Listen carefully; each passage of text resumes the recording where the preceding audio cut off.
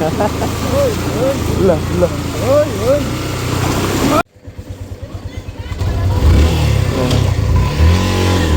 hello good morning आज जाने काममा जानु लाग्यो काम पर्ला जस्तो छ तर केही छैन बिजुवाको काम छ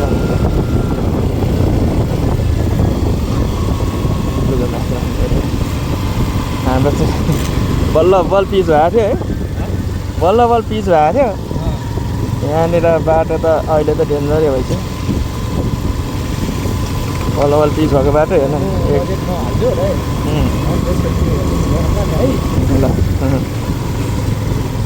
बल्ल बल पिच भएको बाटो 1 वर्षमा यस्तो यहाँ त यति पेटीबाट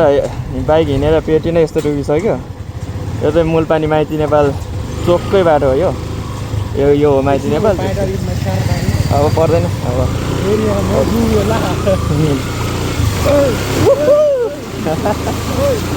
ल ल यस्तो छ पानी जहाज हिँडे जस्तो हुन्छ माइती नेपाल चोककै बाटो यो चाहिँ 1 वर्ष कस्तै प्राविधिक हो यो कस्तो हो अब ल उनीहरूको हो ओह्रालो हो त्यहाँ पानी जम्यो होइन तर ढलान नफुट्यो त यो पिच नफुट्यो भने पिच फुटेर पुरै खाल्डो छ क्या यस्तो छ क्या अनि उता फुटपाथबाट हिँडेर फुटपाथ पुरै बिग्रिसक्यो अहिले बाइकहरू सबै फुटपाथबाट हिँड्छ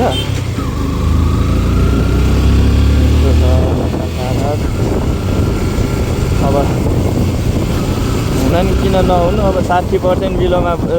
टेन्डर हानिन्छ टेन्डर पर्छ अनि त्यो जति कममा भयो अनि त्यसरी चाहिँ गरिदिन्छ काम कम्तीमा 80% चाहिँ 80% भन्दा बिलोमा चाहिँ टेन्डर हाल्न नपाइने भएको थियो तर यहाँ जति कम हो जति टेन्डर कम हो उसलाई टेन्डर पर्छ अहिले कम हाल्यो अनि लास्टमा काम चाहिँ